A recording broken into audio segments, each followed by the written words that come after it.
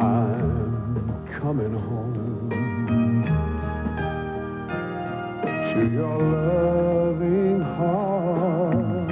Coming Home está cantando Tom Jones, volviendo a casa, y seguramente ese es el sueño de todos los combatientes, volver a casa. Por eso la historia la vamos a plantar el 8 de mayo de 1945, cuando finaliza la Segunda Guerra Mundial, o al menos cuando comienza a finalizar, porque después llegarían las bombas de Hiroshima, llegaría también las bombas de Nagasaki. Pero hoy hay 3 excombatientes aquí, seguramente para recordar aquellos años de un tiempo que marcó sin duda alguna el siglo. El señor Ian Beach, de nacionalidad inglesa, excombatiente. Señor, buenas noches y bienvenido. Buenas noches. El señor Renato Zanquetta, de nacionalidad italiana, excombatiente también, bienvenido. Partisano, gracias. Partisano, claro. Partisano. Y el señor Laurent Baltasar, excombatiente también, de origen francés, que está hoy aquí en nuestro programa. Muy bien, buenas noches. Buenas noches. Yo les decía que jóvenes han participado ustedes de la Segunda Guerra Mundial. ¿Cuántos años tenía usted? Yo hice la guerra de 18 a 22 años. ¿Y usted? Exactamente igual que el señor. 18 años. 18 años. ¿Y usted estaba aquí en la Argentina? Sí. Y se fue... Fui como voluntario a Inglaterra. Se fue como ¿Y voluntario. qué lo decidió irse como voluntario estando en un lugar tan alejado de su patria? Es parte de la tradición familiar, padres ingleses, mi padre estaba en la Primera Guerra Mundial, mi tío también, mi abuelo, así que había tradición de seguir con su familia. ¿Y usted, Renato, me contaron que vio pasar un tren, ¿es cierto? ¿Es usted? Sí, exactamente. Vi pasar un tren con nuestros soldados adentro. Cada vagón contenía unos 80 soldados y lo vi y ahí me decidí a reaccionar. ¿En qué lugar de Italia estaba? Treviso. En Treviso. Exactamente. El tren era largo y caminaba despacito porque los prisioneros que estaban adentro, que eran nuestros hermanos, pudieran agarrar agua con las botas, con los sombreros, porque arriba del tren caía el agua de la boca que se cargaba antes las máquinas a vapor. Sí. Ajá. Así. ¿Y usted vio pasar ese tren? Toda la ventanilla estaba con alambre de púa, o sea, alambre de Sí, acero. está. Y ahí, digamos, de esta manera se incorpora usted a la Exactamente. guerra. ¿Y usted? Exactamente. Bueno, yo a los 18 años ya los alemanes ocupaban toda Francia y era el servicio de trabajo obligatorio. Entonces a los 19 años me escapé a África del Norte por España. Estuve 5 meses encarcelado por entrar clandestinamente en España por el gobierno de Franco. Y llegué a los 20 años en Marruecos y por segunda vez fui voluntario. Quiere decir que estuve en Marruecos, Argelia, preparé, en fin, nos prepararon en el primer ejército francés de África y desembarqué en la Costa Azul, en el segundo ataque después de Normandía. Hice toda la campaña de Francia, Alemania y Austria. Y cuando terminó la guerra el 8 de junio, yo estaba delante, el 8 de mayo, perdón, estaba delante de Innsbruck. Y ahí en ese momento tenía 22 años. Qué historia, ¿eh? Qué historia. Bueno, vamos a ahondar un poquito en anécdotas personales después del informe que vamos a compartir ahora, donde le contamos a la gente cómo fue. El 8 de mayo de 1945, hace 50 años, las potencias tradicionales de Europa daban vuelta a la página más sangrienta de su historia, luego de conseguir la derrota definitiva de la maquinaria de guerra nazi tras 6 años de cruentos combates, que dejaron un pavoroso saldo de 55 millones de muertos. La Segunda Guerra Mundial, considerada la mayor escalada bélica del siglo, había comenzado el 1 de septiembre de 1939 con la invasión del poderoso ejército alemán al territorio polaco. A pesar del estupor y la sorpresa que esta ocupación causó a nivel internacional, Adolf Hitler ya había dado sobradas muestras de su interés expansionista y belicoso. Una de ellas fue la ayuda militar y de armamentos que llevaría a la victoria al generalísimo Francisco Franco durante la Guerra Civil Española. Y la otra, la firma del Pacto de Múnich, en el que el Führer, mediante engaños, había conseguido adueñarse de parte del territorio checoslovaco. Durante los primeros meses de la guerra, el mundo asistió asombrado a las acciones del ejército alemán, que no se limitaban solo a los campos de batalla, sino que comprendían una serie de planes en los que se contemplaba la persecución y el exterminio del pueblo judío, que poco a poco fue poblando los tenebrosos campos de concentración. En junio de 1940, las tropas nazis hicieron su ingreso triunfal en París. Pocos días después, Hitler logró cumplir un viejo sueño al obligar a los franceses a firmar el armisticio en el mismo vagón de tren en el que los alemanes debieron hacerlo luego de su derrota en la Primera Guerra Mundial. A diferencia de Francia e Inglaterra, bajo la conducción del primer ministro Winston Churchill, le negó la rendición al Führer, quien ordenó un salvaje bombardeo sobre la ciudad de Londres. Pero el ataque fue repelido por un puñado de heroicos aviadores ingleses en uno de los combates aéreos más cruentos de este siglo. Ese mismo año se firmó en Berlín un pacto tripartito que dio origen a las fuerzas del eje, integradas por Alemania, Italia y Japón, y que contemplaba la protección mutua ante cualquier ataque externo.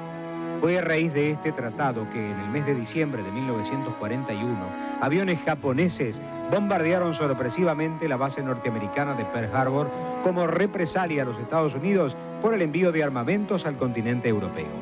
El ataque nipón se convirtió en el detonante para que el presidente Roosevelt decidiera el ingreso activo de su país en la contienda mundial, tras declararle la guerra al eje. 9 meses después, las tropas alemanas ingresaron en Stalingrado. La orden de Hitler había sido terminante: destruir la ciudad, ya que consideraba que su caída constituiría para los soviéticos un golpe militar y psicológico tan grave como lo podría ser la toma de Moscú. Sin embargo, el frío, el hambre y la férrea defensa soviética hicieron fracasar el intento del ejército nazi, que luego de 20 días de intensos combates en la nieve se vio obligado a capitular, desobedeciendo así las instrucciones de su líder de luchar hasta la muerte del último soldado. La catastrófica derrota en la Unión Soviética fue una de las primeras heridas mortales que recibiría el Tercer Reich. La segunda sería el masivo desembarco en Normandía a mediados de 1944. De ese exitoso ataque participaron cerca de 200.000 soldados provistos de artillería, tanques, armas automáticas y morteros, apoyados por más de 5.000 aviones cazas, 5.100 bombarderos, más de 2.000 aviones de transportes de tropas y 3.000 planeadores. El desembarco de hombres y armas sobre las costas francesas se prolongó durante varios días y rápidamente las fuerzas anglo-norteamericanas lograron doblegar al enemigo y avanzar por el norte de Francia, Bélgica y Luxemburgo. Para marzo de 1945 los aliados ya ocupaban gran parte del territorio alemán y 2 meses después el ejército soviético consiguió cerrar el cerco sobre Berlín.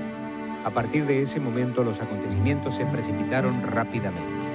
El 27 de abril, guerrilleros antifascistas apresaron a Benito Mussolini y a su amante, Clara Petacci, mientras intentaban huir a Suiza. 2 días después, la pareja fue fusilada y sus cadáveres, colgando cabeza abajo, fueron puestos en exhibición pública en la Plaza Loreto de Milán. El 30 de abril, cercado por las tropas soviéticas, Adolf Hitler se suicidó disparándose un tiro en la boca. Junto a su cadáver yacía también sin vida el de su inseparable compañera Eva Braun. Ambos cuerpos, por estrictas órdenes del Führer, habían sido quemados por sus sirvientes. La ceremonia de capitulación tuvo como escenario el cuartel general de las Fuerzas Armadas. Allí, el día 8 de mayo, el plenipotenciario alemán mariscal Wilhelm Keitel firmó la rendición incondicional. El balance de las pérdidas sufridas por Alemania fue de 3.350.000 soldados muertos y 300.000 civiles víctimas de los bombardeos. Más de 1,5 millones de alemanes desaparecieron en los territorios de la Unión Soviética, Polonia, Rumania, Yugoslavia, Hungría y Checoslovaquia. Las pérdidas constituían el 10% de la población alemana.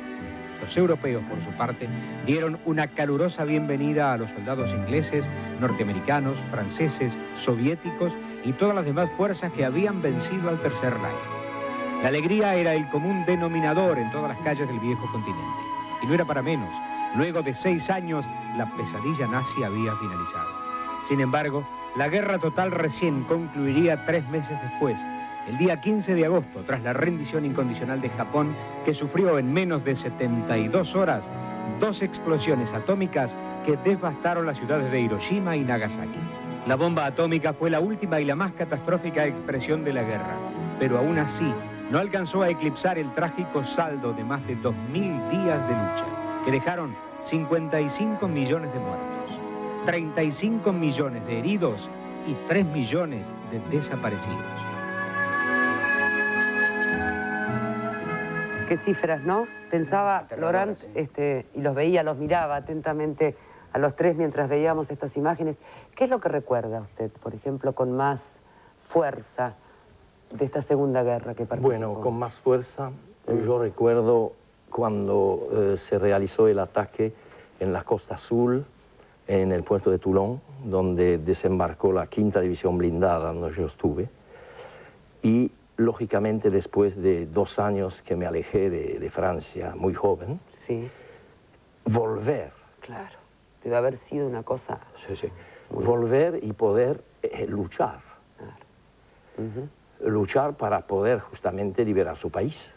Y entonces la ofensiva que hubo todo el valle del Ródano hasta llegar a Alsacia, y en noviembre 44 yo siempre le decía a mis amigos que recuerdo un día que nos distribuyeron recién llegados de Estados Unidos las máscaras de gas nuevas.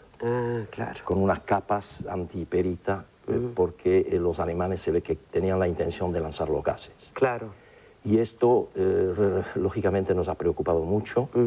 Y gracias a Dios, bueno, los bombardeos tremendos de la aviación aliada, inglesa, americana, no les dejó el tiempo a los alemanes de preparar, lanzar los gases, que hubiese sido una cosa mucho más. ¿Tuvo herido usted en algún momento? Gracias a Dios, no. Ninguna herida. ¿Renato y usted? ¿Renato? No. ¿Qué recuerda? Así que, no por herido, sino que... El mejor recuerdo es el 25 de abril, donde nosotros terminamos en Italia la guerra, un poco antes de otro lado, ¿verdad? Sí. Y recuerdo que hicimos 632 prisioneros alemanes, nuestra brigada, y me di cuenta que eran hombres como nosotros, no eran ningún superhombre. Lloraban ellos también, y casi todos, yo tuve el honor de entregarlo a los norteamericanos y controlar los documentos, casi todos tenían la foto de su familia. Claro. Qué cosa. Así que me di cuenta que eran igual, no eran ningún superhombre ni raza. Que era un poco lo que, la idea que había, ¿no? El miedo que había. ¿Y usted, Jan? ¿Su participación y sus recuerdos más notables? Sí, era vida sobre el mar, en destructores siempre. ¿Usted estaba en el mar? Sí, destructor, en trabajo de convoy, cuidando los buques mercantes. Y vida monótona, ¿no? Porque todos los días, día, noche, uno cuidaba los buques mercantes, pero lo que me impactó más es levantar sobrevivientes. Uno veía flotando o en buques salvavidas y uno tenía que sacar gente que estaban 3 o 4 o 5 días ahí ya casi muertos, y eso me impactó. ¿Y cómo fue hoy recordábamos la finalización, cómo fue el festejo? ¿Qué fue lo que hizo usted, por ejemplo? ¿Cuándo terminó la guerra? ¿Cuándo terminó la guerra? Bueno, cuando terminó la guerra, yo me encontraba en un Sherman americano del primer ejército francés de África, delante de Innsbruck, una hermosa ciudad de Austria. Y ¿quería contactarse con su familia, avisarle que estaba vivo, que estaba bien, con su gente? No pude, yo pude mandar un telegrama cuando desembarqué en Toulon, pero no pude irlos a ver. Y eso preocupaba mucho porque usted no sabía si el día después iba a vivir. Claro. Entonces yo hubiese querido verlos, por lo menos. Claro. ¿No? Pero yo, si usted me permite, quisiera agradecerles a ustedes, en nombre de mis compañeros de armas, de habernos invitado, y quiero rendir un homenaje especial a todos los que han luchado contra el nazismo. Contra el nazismo, porque fue la página negra de la historia. Sin duda alguna. Que ha sido una cosa tremenda para Europa, para el mundo entero. Eso sí, y personalmente yo quiero hacer un recuerdo especial a todos mis oficiales, empezando por el conocido Charles de Gaulle. De Gaulle, pensé, claro. Y también el general Juin, también que luchó en Italia. Y un general que lo llamaron el rey de las evasiones, que fue Henri Giraud, que estuvo en el Estado Mayor Civil y Militar en Argel con De Gaulle, y que fue un héroe verdaderamente francés. Y el general de Vernejoul, que fue el comandante de mi 5ª División Blindada. A ellos les doy un recuerdo especial. Renato, usted dijo con mucho orgullo partillano. Sí. Con la aclaración. Sí. Partillano porque me siento orgulloso si volviera a volver atrás 50 años, haría lo mismo. Sí. Ahora, el 25 de abril para nosotros fue apoteótico. Claro. Escuchamos por primera vez a tocar la campana, que hacía muchísimos años, la poca campana que quedaba. Claro. Y a ver la luz de noche, porque había oscuramiento total. Sí. Claro, por razones estratégicas, ¿no? Y quisiera recordar a nuestros compañeros que no tuvieron la suerte de ver ese día porque dieron la vida por eso, por ese ideal. Qué bárbaro. Claro que sí. ¿Cuándo volvió a la Argentina, Ian, usted? En el, fíjate, el 46 o 47, sí. Sí, principio 47. Y empecé a trabajar acá, vuelta a una compañía inglesa. Y tuve la suerte de volver cada 3 años para verlo. Tengo familiares allá, o tenía, mejor dicho. Bueno. Así que... Bueno, hemos evocado hoy la finalización de la Segunda Guerra, en tal caso, la página más esperada, ¿no? Por todos los combatientes y por el mundo entero, sobre todo en Europa, que fue el teatro mayor de las operaciones, ¿no? Aunque se habla de la Segunda Guerra Mundial, pero Europa fue la vieja Europa, fue el teatro de operaciones. Bueno, y estos 3 bravos combatientes, Laurent, entonces, Renato y Ian, muchísimas gracias por haber estado con nosotros. Gracias a ustedes. Gracias. Ya volvemos.